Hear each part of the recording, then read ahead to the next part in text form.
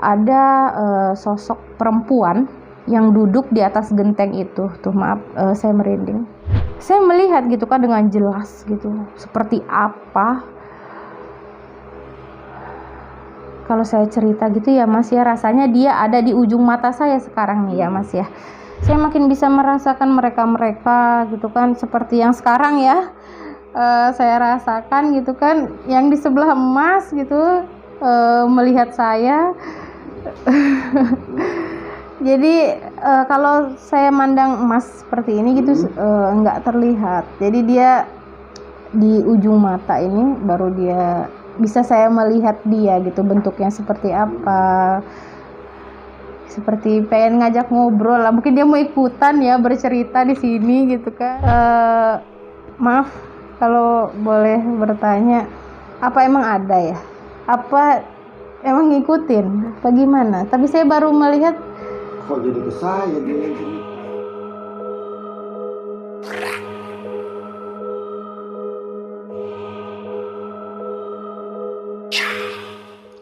Assalamualaikum warahmatullahi wabarakatuh. Kembali lagi bersama saya Anjas Mara di channel YouTube Pink Misteri, penikmat kisah misteri.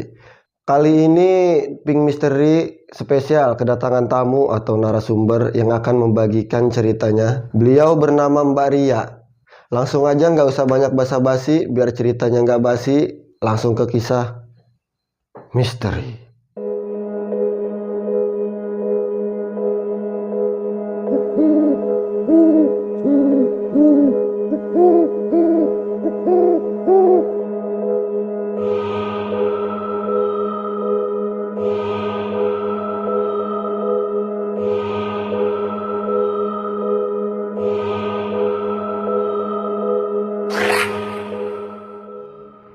Assalamualaikum warahmatullahi wabarakatuh. Sahabat Pink Misteri, nama saya Ria. Pada kesempatan kali ini saya ingin berbagi sedikit kisah pengalaman pribadi yang saya rasakan. Jadi saya mulai ceritanya ya. Jadi waktu itu kisah ini tuh terjadi waktu itu di tahun 2000 ya Mas ya. Waktu itu umur saya itu ya sekitar 5 tahun lah. Saya ini anak kelima dari 6 bersaudara ya, tapi hanya saya yang diberi kesempatan untuk hidup dan melihat ya indahnya dunia inilah. Saya tidak bertemu dengan saudara-saudara saya yang tidak seberuntung saya. Ayah saya asli putra daerah Jawa, ibu saya Minang. Jadi sebelum cerita ini saya mulai ya, jadi ayah saya ini punya orang tua yang orang tuanya ini tuh masih menganut sistem kepercayaan Jawa kuno. Mbah saya lah ya, saya bilang mbah saya ini. Jadi cerita ini terjadinya waktu itu om saya sore-sore datang ke rumah jemput saya, pamit ke mama saya waktu itu karena yang ada di rumah tuh hanya mama. Jadi pamit ke mama, minta izin kalau mau bawa saya ke rumah mbah saya. Katanya mbah saya tuh rindu. Nah, kebetulan mama saya mengizinkan pada waktu itu. Jadi ya udah pergi aja. Kalau nggak salah waktu itu tuh sekitar jam 4 lah, 4 sore. Om saya tuh datang. Jadi udah dari rumah itu om saya langsung ngajak saya untuk buru-buru pergi kan, takut karena rumah mbah saya nih cukup jauh karena pada masa itu ya transportasi ke sana tuh cukup susah, rute perjalanan yang untuk yang ditempuh itu kan cukup sulit juga, jadi memerlukan waktu yang cukup lama untuk sampai. Jadi tiba di rumah mbah saya itu seingat saya tuh jam 6 kurang mau maghrib. Udah sampai di rumah mbah, saya ngeliat mbah perempuan saya, kan saya panggilnya Mbah Uti ya. Mbah Uti saya tuh lagi sibuk menyiapkan beberapa makanan gitu kan di atas nampan. Makan-makan enak. Yang saya inget nih seperti ayam bakar waktu itu, terus nasi, kelapa muda, kopi, teh, buah-buahan, sama ada satu yang benda yang dibakar waktu itu. Jadi karena benda itu cukup aneh ya di mata saya gitu, dibakar terus menimbulkan aroma yang tidak sedap. Jadi saya bertanya kepada mbah saya waktu itu, mbah apa itu yang dibakar kok bau gitu. Terus mbah saya tuh cuman bilang ke saya gitu, ya jangan masuk kamar ya kalau mbah naruh makanan, katanya gitu. Mbah saya kan manggil saya iya karena nama saya Ria kan. Ya saya cuman bisa manggut-manggut aja lah ya, saya belum ngerti gitu kan makanan itu apa gitu, karena saya udah besar sekarang jadi saya tahu yang mbah saya sajikan setiap hari itu kan ditaruh di dalam kamar, dibakar, benda-benda itu tuh namanya kan sesajen ya. Saya pun sampai sekarang masih bertanya-tanya gitu kenapa mbah saya bisa melakukan ritual itu gitu. Kalau ditelaah ke belakang, mbah saya tuh adalah orang yang terpandang di kampungnya. Jadi mbah saya tuh bukan orang, dibilang bukan orang yang tidak punya, malah mbah saya tuh orang satu-satunya di kampung tuh yang punya kehidupan yang lebih di antara yang lain gitu kan. Tapi saya nggak pernah terpikir gitu dari mana harta yang mbah saya miliki, sedangkan mbah saya hanya petani. Sama seperti warga-warga yang lain tuh mbah saya sama, cuman kenapa bisa mbah saya lebih dari yang lain, itu aja sih yang masih kepikiran sampai sekarang gitu kan. Saya lanjut ceritanya. Habis itu maghrib mbah saya pamit sholat gitu kan. Saya main-main sama om saya yang jemput saya itu, saya manggilnya Ci Aji kan, namanya Ci Aji. Saya main sampailah waktu itu jam 7, mbah saya bilang mau makan nggak, katanya gitu. Kebetulan saya waktu itu emang belum makan dari rumah, cuman karena saya aneh ya ngelihat mbah saya itu gitu kan, jadi saya bilang enggak mbah, nggak lapar. Ya udah kalau nggak lapar bobo aja, katanya, besok pagi pulang diantar, katanya. Jadi ya udahlah, mbah saya anterin saya masuk ke kamar yang tempat dia naruh sesajen itu. Jadi saya masuk, mbah saya nyuruh saya tidur di situ gitu kan. Mbah saya bilang, tidur ya mbah, mau pergi rewangan dulu sebentar. Rewangan tuh kalau kita bilang tuh seperti apa ya, kayak kumpul-kumpul mungkin ya mas ya. Nah jadi ke rumah saudara. Jadi mbah saya bilang tidur di rumah ntar sama Ci ya, katanya. Iya kata saya. Terus mbah saya pamit pergi kan. Saya udah coba tuh di situ tuh mas, udah coba buat tidur merem, cuman nggak bisa gitu kan. Lama saya di dalam kamar itu, ya mungkin saya tuh nggak bisa tidur karena lapar juga gitu kan. Jadi saya akhirnya memutuskan untuk keluar. Saya cari Ci saya, niat saya mau minta buatkan Indomie waktu itu kan. Jadi saya ke kamarnya, Ci saya tuh nggak ada di kamar, udah nggak kamar gitu. Jadi udahlah, saya balik lagi aja deh ke kamar, orang nggak ada. Udahlah tidur aja, ntar aja nunggu mbah pulang gitu. Jadi sambil nunggu itu tuh mata saya tuh di kamar tuh ya nggak bisa lepas dari makanan yang dinampan yang ditaruh mbah saya itu. Jadi mbah saya tuh naruh makanan itu tuh di bawah tempat tidur mbah saya. Ini saya ceritain ya, tempat tidur zaman dulu yang besi, yang masih pakai kelilingnya kelambu gitu kan. Jadi kata saya, mungkin kalau saya makan 1 atau 2 potong makanan itu, mbah saya nggak mungkin lah ya marah sama saya gitu kan. Jadi ya udahlah, saya mutusin waktu itu untuk makan karena saya lapar banget. Bukannya nakal ya waktu itu saya, cuman emang saya lapar. Jadi ya udahlah saya makan aja lah. Udah saya makan tuh udah cukup banyak makanan yang saya makan itu. Tiba-tiba saya dengar ada orang buka pintu gitu kan. Mbah saya ternyata datang, Mbah Uti. Mbak Uti saya masuk, terus Mbak Uti tuh pas ngelihat saya lagi makan makanan yang untuk sajen dia itu kan, dia di situ marahnya nggak ngoceh-ngoceh gitu, nggak ke saya, cuma dia langsung narik saya, langsung nyeret saya ke kamar mandi. Dia bilang muntahin semua yang udah dimakan tadi. Kata saya, ya nggak bisa lah mas, namanya udah masuk perut terus dimuntahkan gitu kan. Mbak saya di situ tuh untuk pertama kalinya saya ngeliat mbak saya tuh di situ panik, bingung, mungkin campur aduk mungkin perasaan mbak saya kan. Jadi mbak saya di situ cuma bisa meluk saya, katanya ya udah sekarang udah gimana, tidur aja lah ya katanya. Ya udah kata saya, karena saya juga merasa takut salah gitu kan ya. Di pikiran saya waktu itu cuman saya makan makanan itu kok bisa mbah itu semarah itu sama saya, apa sebersalah itu saya gitu kan. Jadi saya cuma bisa nurut. Pas mbah saya nyuruh tidur, ya udahlah saya temenin. Ya udah akhirnya masuk ke kamar tidur. Mungkin karena udah kenyang jadi saya ngantuk di situ.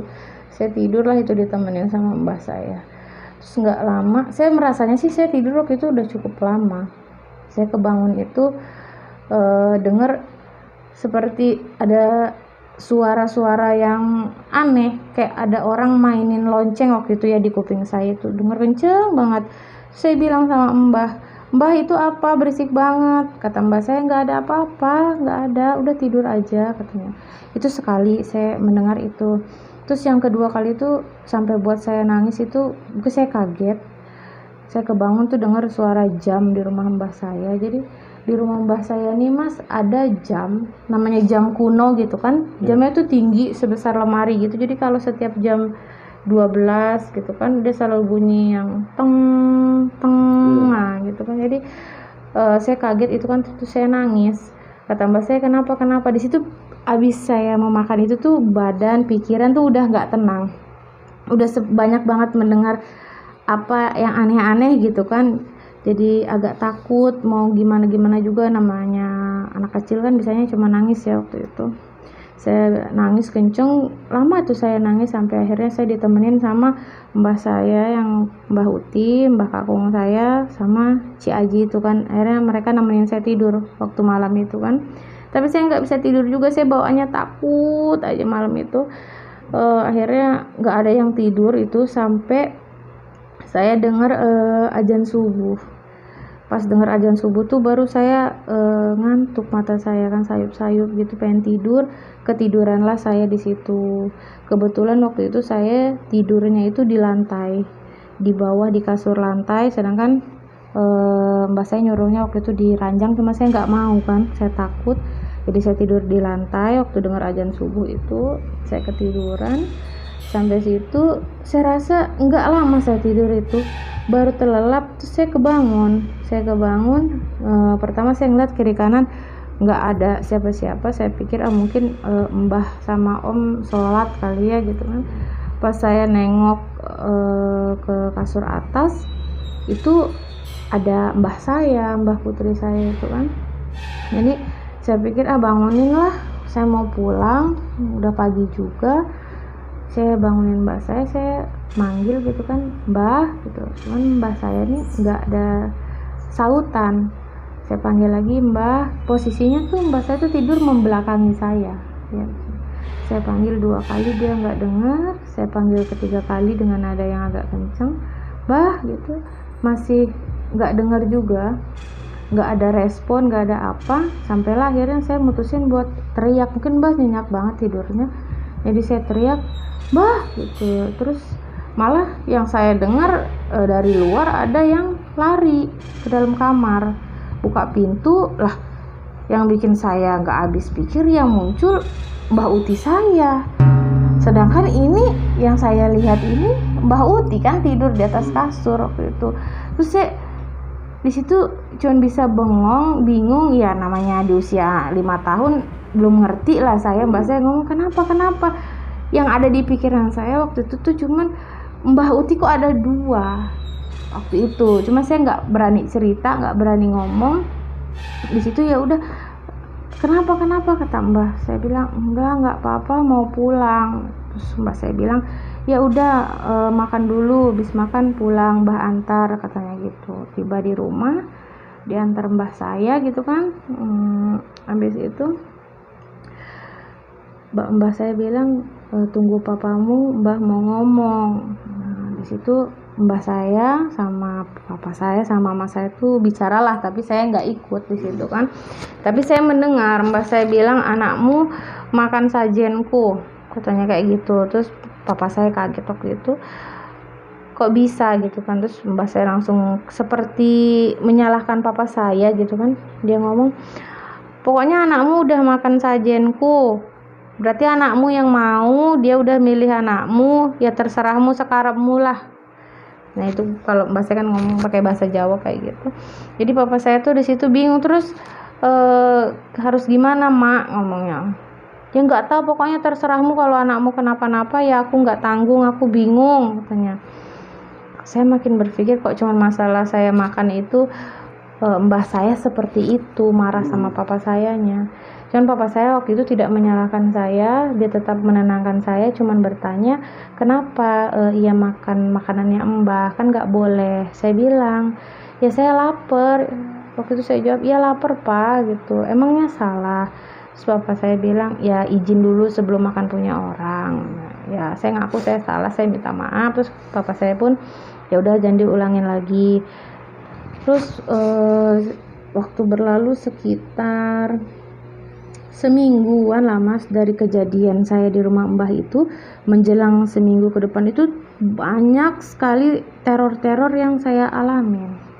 Jadi setiap malam itu saya selalu diganggu sama orang, ya saya nggak tahu ya orang entah apa. Jadi setiap malam menjelang tidur tuh selalu ada yang mengetok-ngetok jendela kamar. Itu tuh nggak cuma saya yang mendengar, tapi papa saya dan mama saya pun mendengar gitu kan.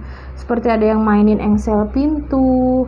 Saya bilang, pak itu siapa? Udah tidur aja. Papa saya kayak gitu, udah tidur. Mama saya udah ketakutan di situ kan.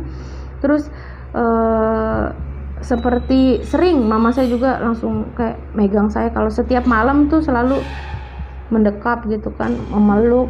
Soalnya sering terdengar suara orang jalan pakai sendal. Posisinya rumah saya itu kan samping rumah saya tuh kebun nanas, ya kan, tidak ada tidak ada kayak kita lantai atau apa gitu mas, perbatasan rumah dan kebun kan, tapi seperti orang yang menggosok-gosokkan sendalnya ke lantai ke tembok ya, suaranya serak gitu. Terus mama saya, itu pak lihat keluar siapa? Enggak, udah tidur. Papa saya tuh selalu udah bilang, udah tidur gak usah didengerin, tidur. Cuman kan saya risih ya, kenapa semenjak kejadian itu tuh selalu banyak suara-suara aneh gitu kan. Sampai tibalah di minggu ke-1 nih ya kan, seminggu lah ya. Jadi saya posisinya kalau setiap pagi itu mas, karena papa saya kerja, jadi mama saya di rumah, saya kan hanya bertiga. Jadi kalau papa saya kerja, saya sama mama aja di rumah. Nah kebetulan mama itu bilang, mama mau masak, jadi iya main dulu, nanti kalau udah selesai masak, udah mateng, mama panggil, mama suapin. Di saya ini punya teman mas, biasa teman main saya lah ya. Saya biasa manggilnya nih Ayu Mei. Jadi Ayu Mei ini usianya tuh jauh di atas saya. Jadi waktu saya umur 5 tahun itu dia sekitar 10, dia kelas 5 SD. Cukup jauh kan teman main saya itu. Jadi biasa setiap pagi, karena dia sekolahnya siang, jadi setiap pagi tuh dia biasa nemenin saya main sampai dia berangkat sekolah lah, dia main sama saya.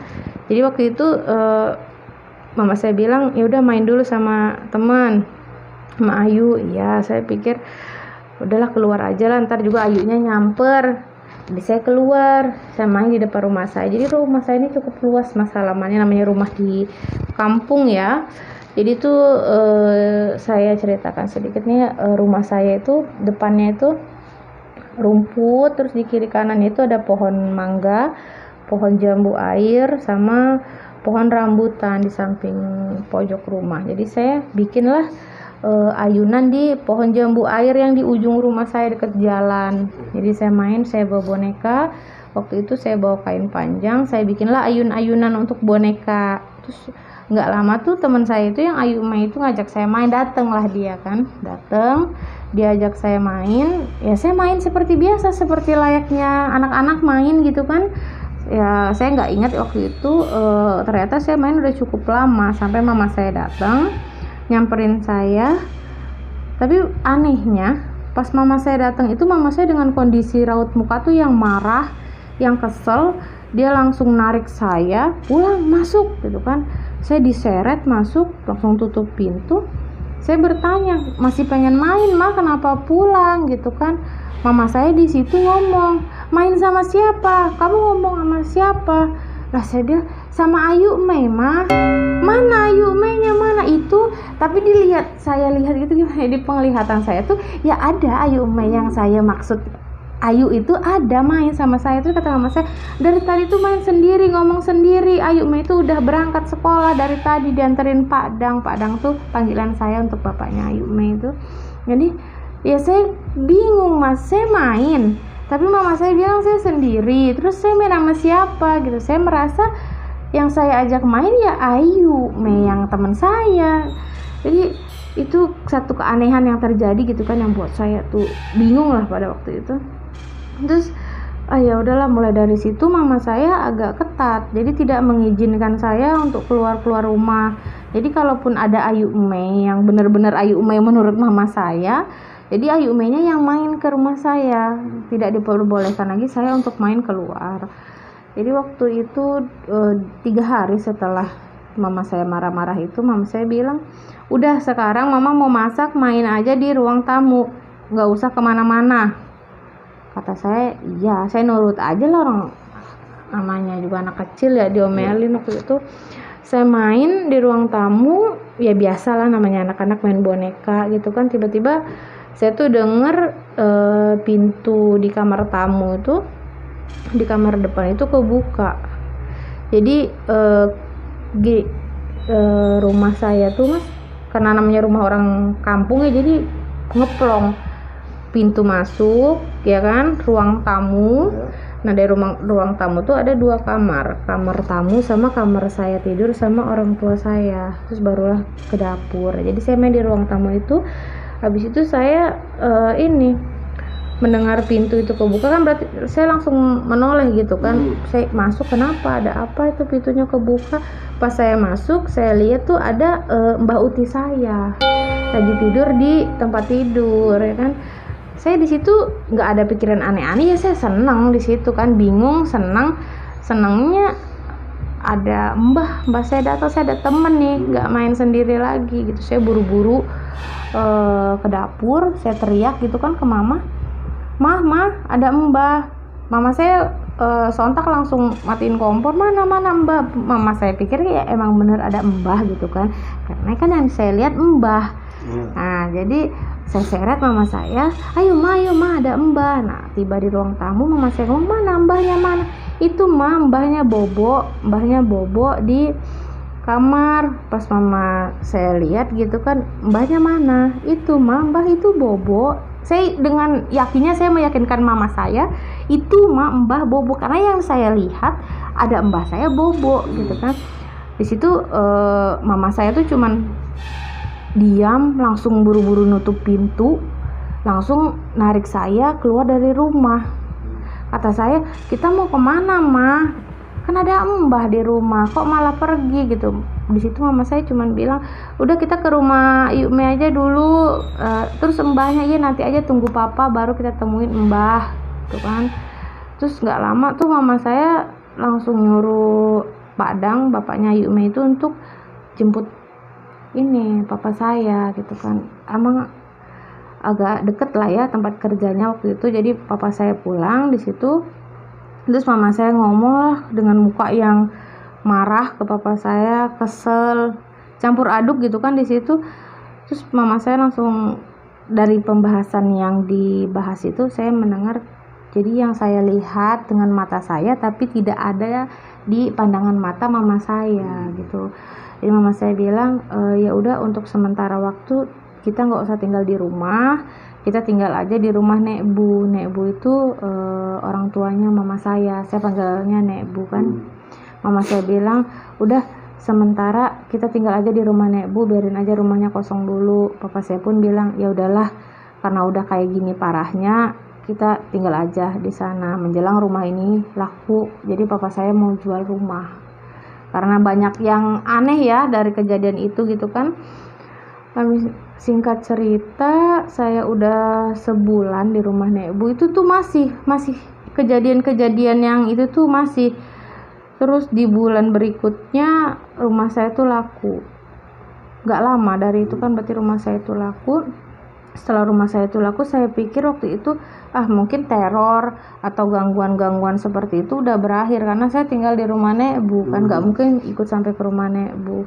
Ternyata enggak, sampai rumah saya laku terjual, sampai saya tinggal di rumah nenek saya, itu gangguan-gangguan teror-teror itu tuh malah makin parah.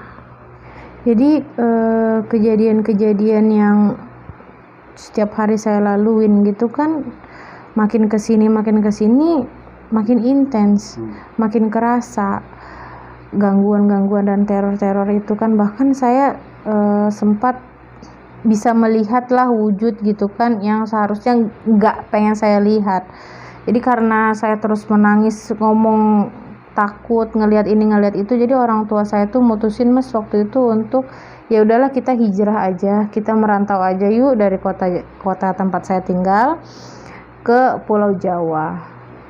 Jadi papa saya bilang ya udah kita hijrah, kita pindah ke sana, mudah-mudahan hidup baru, lembaran baru, nggak ada lagi gangguan-gangguan yang kita alami di Jambi ini.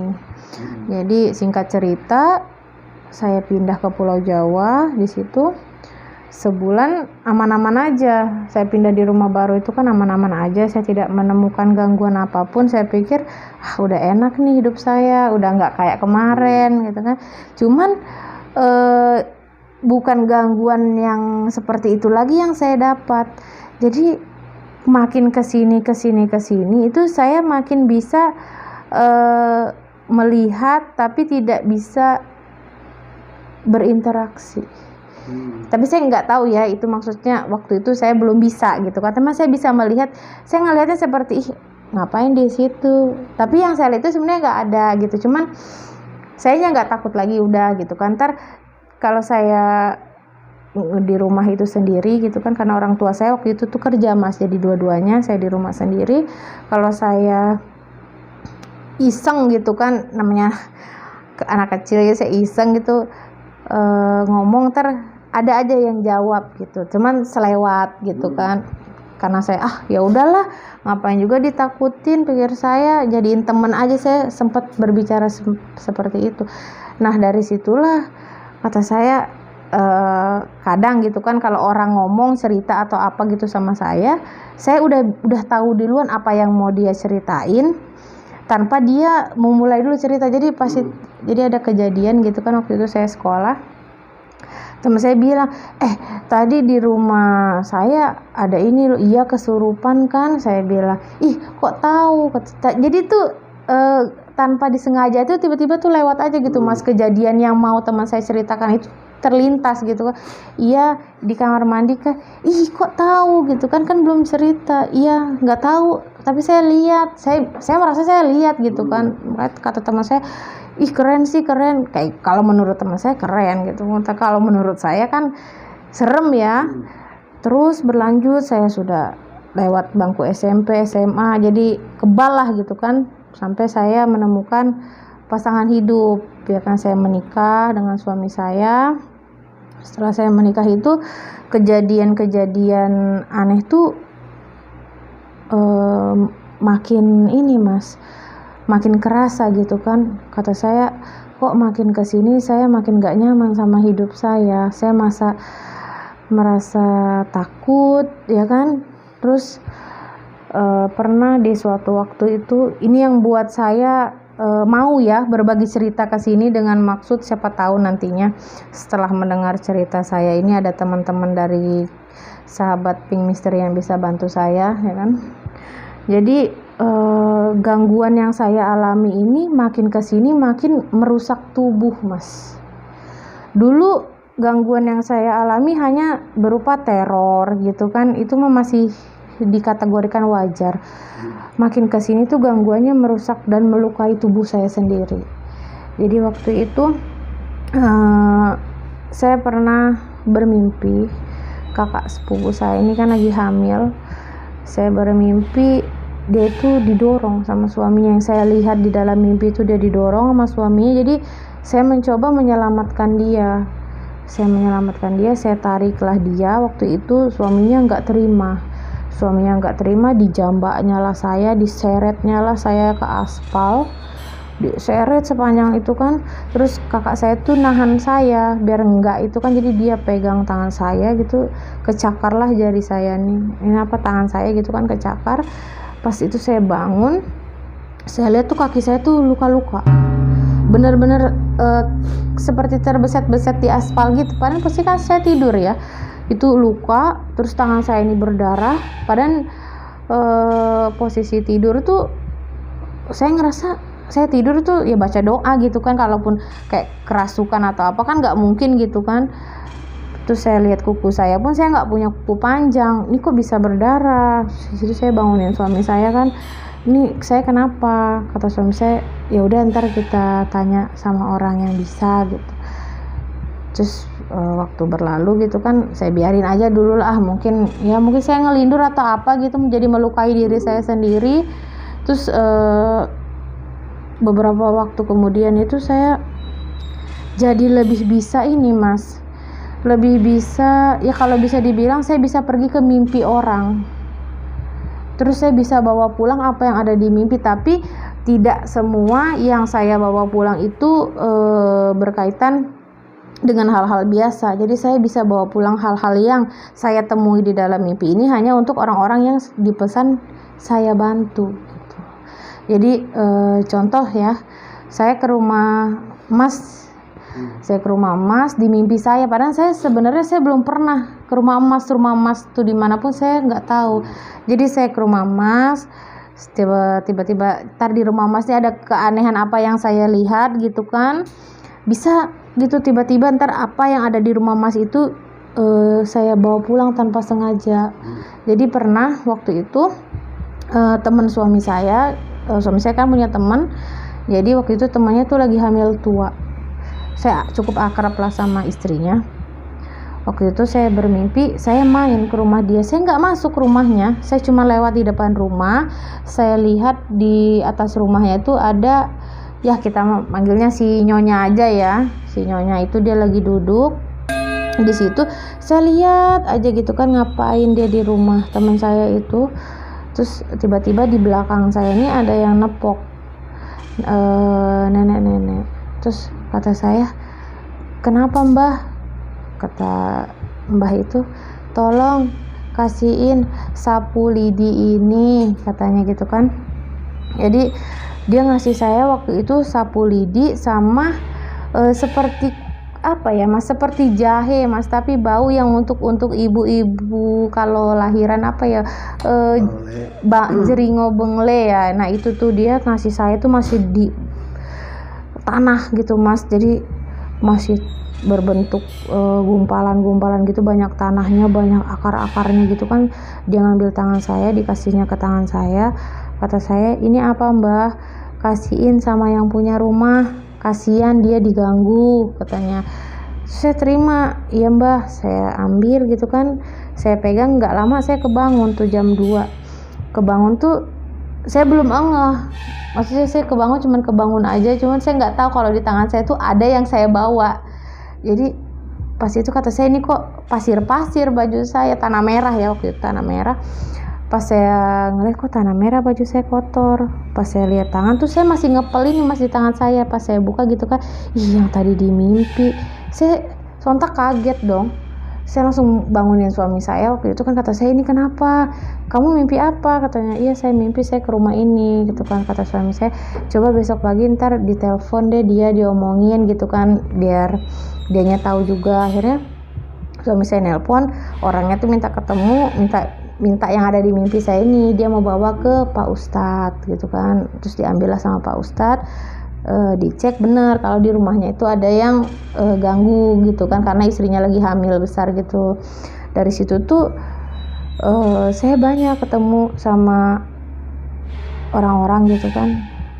Orang-orang tuh pada bilang, coba deh ke orang ini gitu, siapa tahu kamu tahu jawaban dari apa yang udah kamu alamin. Saya udah banyak ketemu Pak Ustadz. Kata Pak Ustadz, jawabnya cuman kalau bisa bantu orang kenapa nggak dicoba? Posisinya saya nggak tahu apa yang harus saya lakukan. Buat diri saya sendiri aja saya nggak nyaman gitu loh Mas, apalagi untuk membantu orang dengan cara apa, ya kan? Terus sampai di mana waktu ini kejadian yang menurut saya fatal ya buat saya. Waktu itu beberapa bulan yang lalu, jadi saya ikut suami saya. Waktu itu cukup jauh lah perjalanan saya sama suami ke luar kota pakai kendaraan motor ya. Jadi saya saling satu motor. Tiba-tiba di jalan itu saya lewat hutan itu tuh perbatasan ya, dia hutan sama pemukiman itu. Saya lihat itu maghrib. Habis maghrib itu tiba-tiba saya ketemu orang, papasan lah saya sama bapak-bapak. Itu posisinya jalannya itu turunan Mas.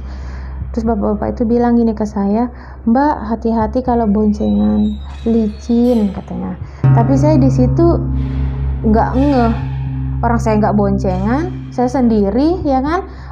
Mungkin pikir saya nih bapak-bapak genit yang mau ganggu. Tapi di situ saya tetap fokus gitu kan, bawa motor. Tapi badan saya ini udah ngerasa nggak enak lah ya, udah nggak karuan.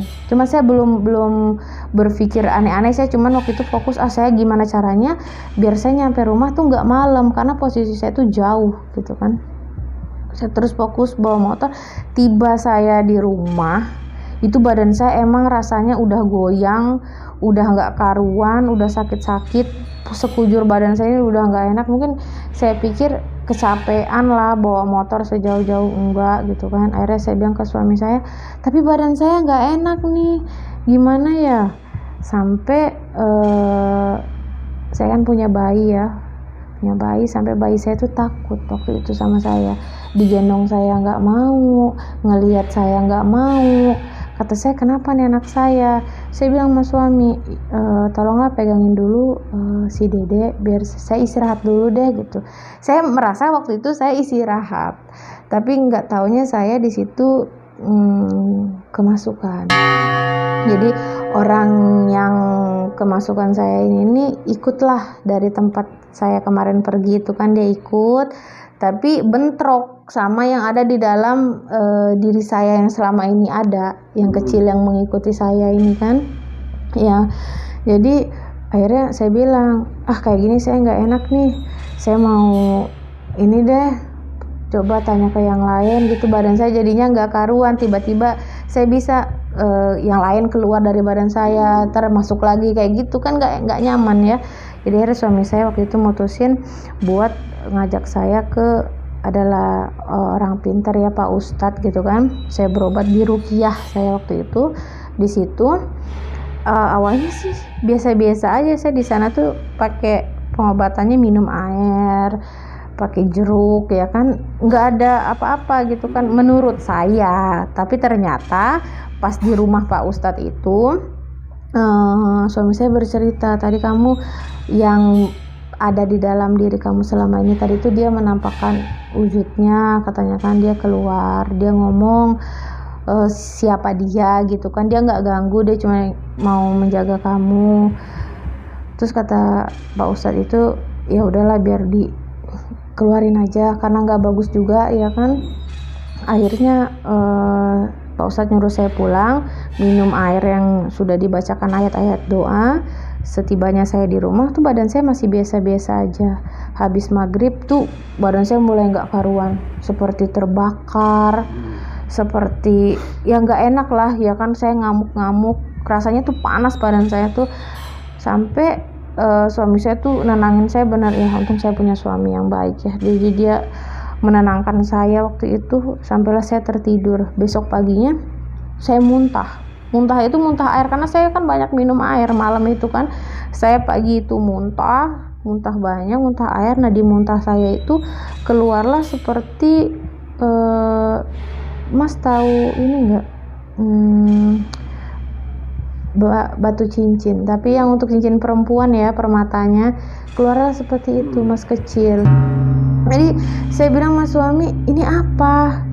Suami saya juga bingung gitu kan, gimana ntar kalau kita tanya aja ke Pak Ustadz lagi gitu. Jadi siang itu saya langsung ke rumah Pak Ustadz. Saya tanya, Pak, ini gimana, apa ini yang keluar dari mulut saya? Kata Pak Ustadz, lihat saya nggak berani megang, katanya kamu aja yang dibakar.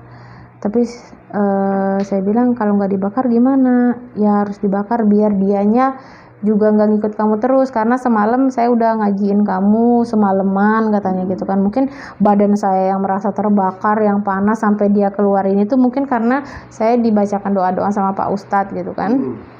Akhirnya saya ceritalah ke ibu saya gitu kan, saya keluar ini nih mutiara, terus harus digimanain. Di situ posisinya mama saya bilang, nggak usah dibakar, biar mama simpen aja, katanya.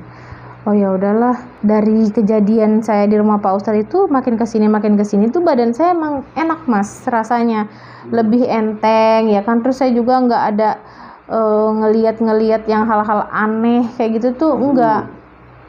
Jadi kata saya, udah enak nih, alhamdulillah lah. Kebetulan waktu itu suami ngajakin saya untuk mudik lah ya ke rumah orang tuanya. Beberapa bulan lah, 2 bulan lah gitu saya mudik gitu kan. Saya seneng aja sih waktu itu, orang badan sayanya fit lagi gitu kan. Jadi tiba di situ di mudik itu, suami saya nih bilang ke saya, gimana keadaan kamu, udah enak lagi? Ya udah, kata saya, udah alhamdulillah, udah jauh lebih, rasanya saya lebih nyaman dengan badan saya yang sekarang, ya alhamdulillah kalau kayak gitu. Tapi nggak berhenti ternyata di situ. Saya pikir udah gitu loh mas, saya udah berobat, udah segala macam. Jadi kok bisa dia ada lagi gitu kan, dengan kejadian tuh yang cukup aneh. Jadi waktu itu saya tidur, ya saya merasa saya tidur, saya bermimpi ada seorang kakek ini datang menghampiri saya. Kakek ini pernah mas datang sebelumnya ke mimpi saya, memberikan saya permata yang itu ya kan. Terus saya terima waktu itu saya terima. Nah sekarang dia hadir lagi gitu kan, setelah permata itu keluar, dia hadir lagi ke mimpi saya. Dia bilang ngasih ke saya kan ini. Saya bilang, saya manggilnya Atu kan. Saya bilang, saya nggak mau toh, saya pengen kayak gini aja, saya nggak mau gitu kan. Terus Atu itu marah seketika di situ, marah. Dia bilang kalau kamu nggak mau, biar ku tandai sendiri.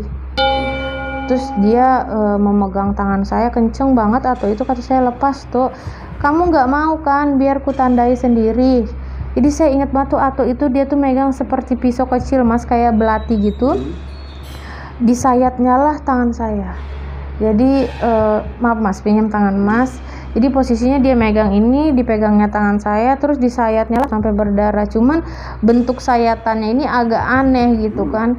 Kata saya di sini cuma bisa ngelihat yang Atu itu lakukan. Saya menerima gitu tanpa ada pemberontakan atau apa gitu kan. Pas saya bangun, saya kaget gitu kan, sontak saya bangun tuh saya langsung ngeliat tangan saya kan, benar ada mas yang dia dia goreskan tadi di tangan saya tuh ada menghitam seperti terbakar gitu kan. Tapi saya merasa nggak sakit nggak apa, dan sampai sekarang jadi berbekas, nggak hilang sama sekali bekasnya. Tapi bisa dilihat mbak, masih ada nggak sekarang? Masih. Nah tunggu ya, saya buka dulu, maaf ya mas ya. Nah seperti ini, dia bentuknya agak aneh ya mas, seperti bulan sabit atau seperti apa, kalau orang bilang mas celurit ya. Nah ini tandanya, ini tidak pernah sakit, tidak pernah apa, tiba-tiba ya seperti ini aja. Gimana ya mas ya, saya sebelumnya minta maaf nih mas. Kayaknya saya nggak bisa melanjutkan kisah saya ini gitu, karena gimana ya, saya juga jadi nggak bisa ngomong gitu, karena aduh gimana, sampai dingin tuh tangan saya.